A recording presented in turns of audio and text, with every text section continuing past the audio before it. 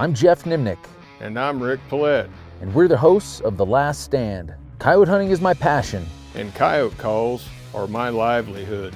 And together we aim to bring you the best predator hunting tips, tricks, and tactics, right down to The Last Stand. The Last Stand, presented by Lucky Duck Predator Calls. We are the masters of deception. Daniel Defense, manufacturing freedom. Swagger Bipods, shoot with confidence, shoot with swagger. Hornady, accurate, deadly, dependable. We got enough guys. Yeah. If they just went to that higher clump of stuff right there, then they cut whatever's coming from that way off. Or if anything circles from the bottom. Is it open? Like, this is just a thick sheet and then it just kind of goes out in there. Gotcha. Yeah, Rick, I think we have a guy downwind over here. Just to cover this back front. Yeah, wind's that way. It was blowing our face a second ago. Was it? Yeah, let's do this stupid shit, so it's gonna matter. Yeah, we could, let's go look and see what it is. We might send a guy down here. Right here. You got a little guy gonna lay here. Okay.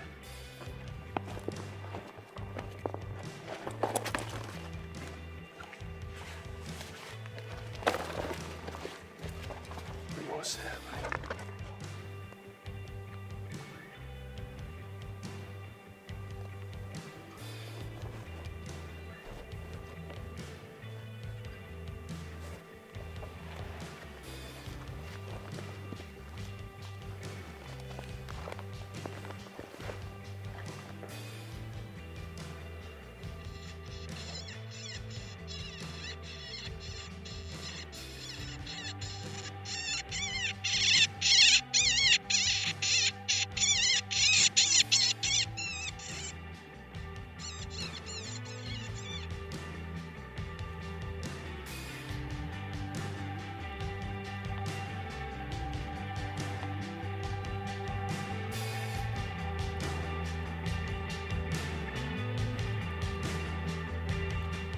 Coming from the left.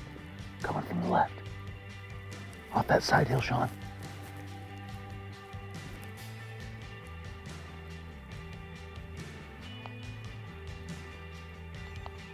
You got him, Sean. He's coming. He's down in this bottom about 150.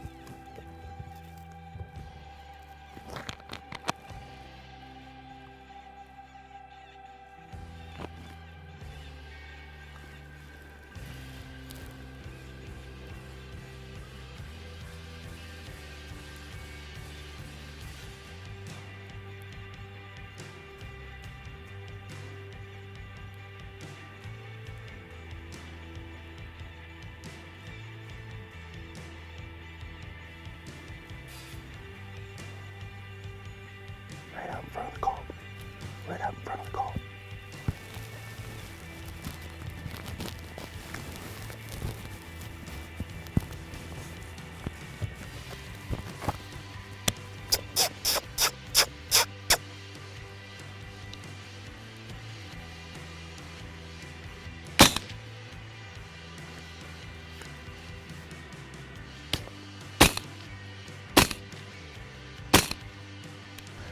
I decided to try to thread the needle above the sagebrush and shoot the coyote in the forehead, but I must have gave him a mohawk, and he ran off into the sage. And it was only a couple minutes into the stand, so we decided, we're going to keep calling.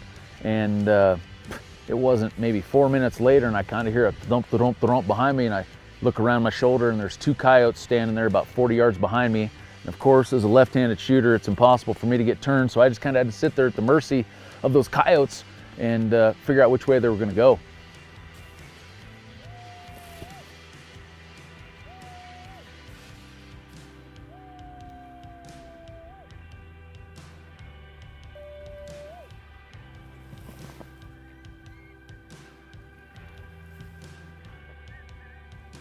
The other one right here.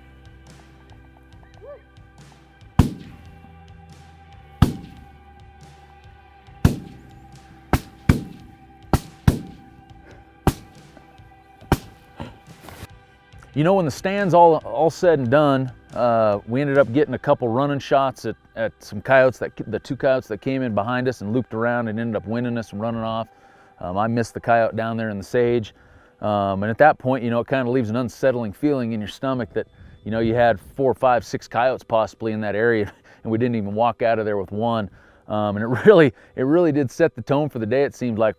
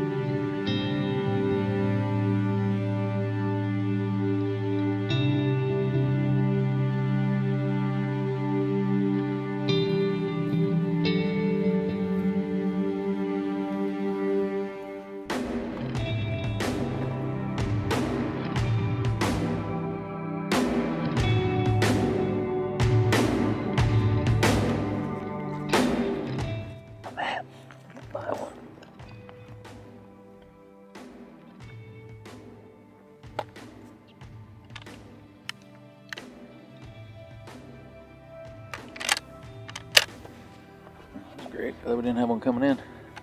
I got my shotgun loaded. Put that on the blooper reel. That's what happens when you've been busting it all day long.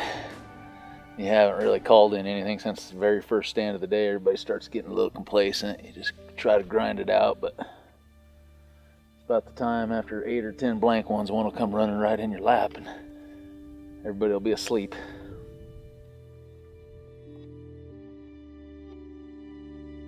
You know, the second day we woke up to a winter weather advisory. They were calling for much colder temperatures. You know, for the middle of October, a high 28 and snow is not real conducive to what we were trying to do, and it's a little unusual for the weather this time of year. So at this point in the trip, we had probably went about 12 or 14 stands without calling in a coyote. So we got down into this stand. Cameraman and I are off to the left. Rick and Colten and Jim are off to the right, set up a little bit higher so they have a little bit better vantage point, and that call's not going more than probably 2 minutes, and we hear some noise back from behind us. Those guys kind of getting situated. Let him roll up here. Woo! Woo, woo, woo, woo.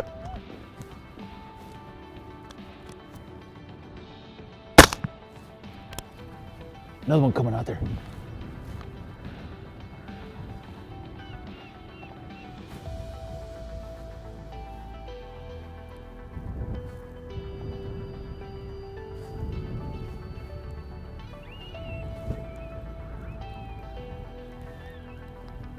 Okay.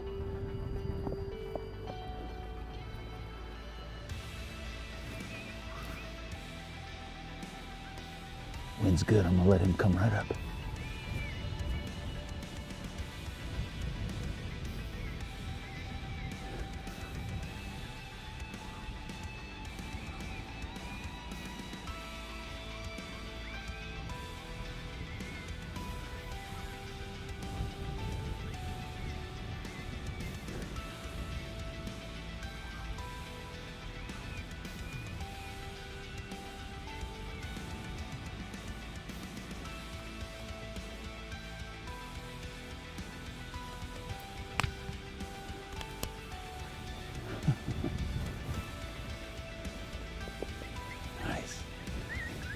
Pretty sure that was the second coyote.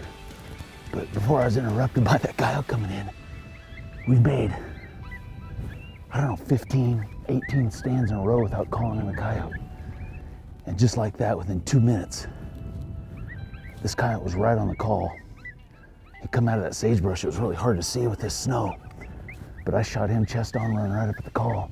There was a second coyote that was out there about 300 yards that was coming. As soon as I shot, he kind of peeled off to the left.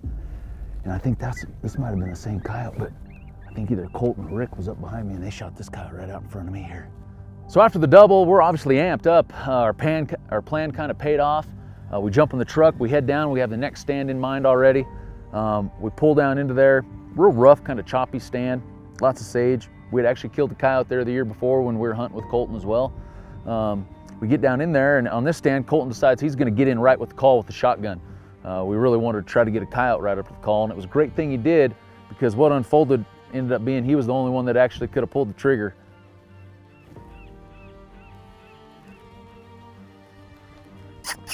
Badger. See him on the left of the hill? Halfway up the hill, stand there.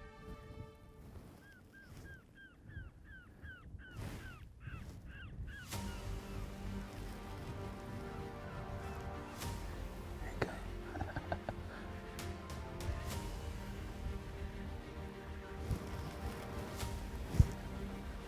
Got this badger coming to the call. We're gonna see how close we can get him to Colten before he shoots him.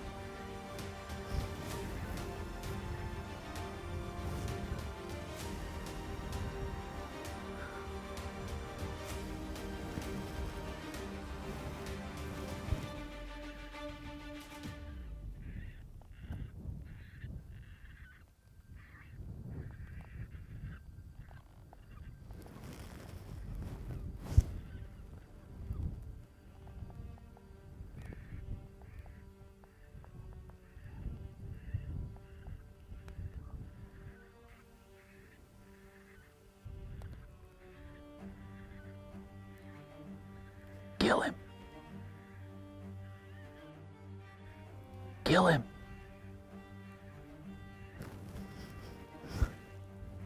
I don't know if he's going to shoot him or not. Colten's the only one with a license to shoot this thing.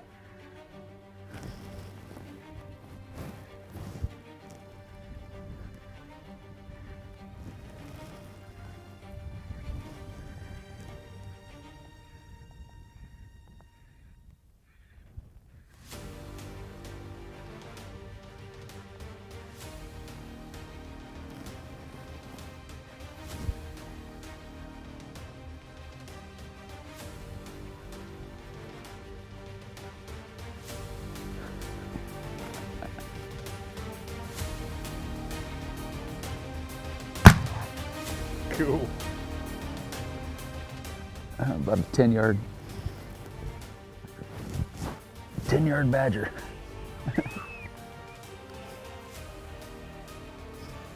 Well, it wasn't a coyote, but that was probably almost more exciting, seeing how close we could get that sucker to Colten down there in the sage before he freaked out and shot it.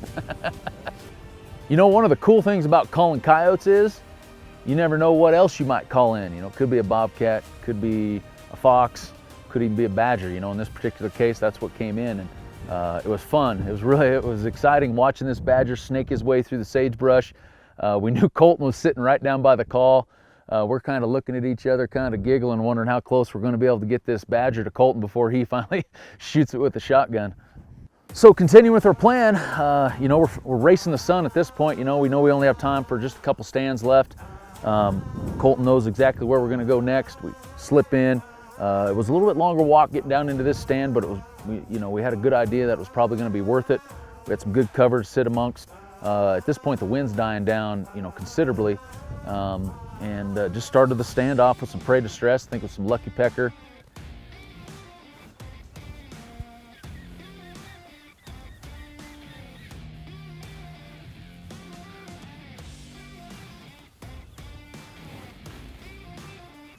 Coming around the big rock in front of you. Get ready, he's gonna come right around the right side of that rock probably.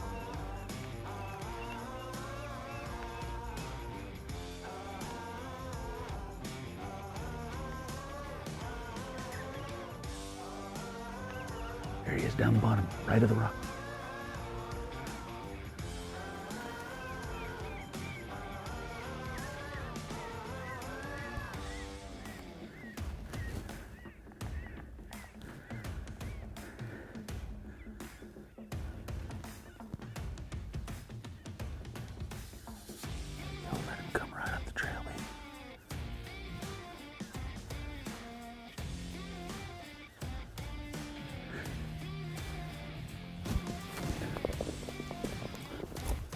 Killing you on him. Whoop, whoop.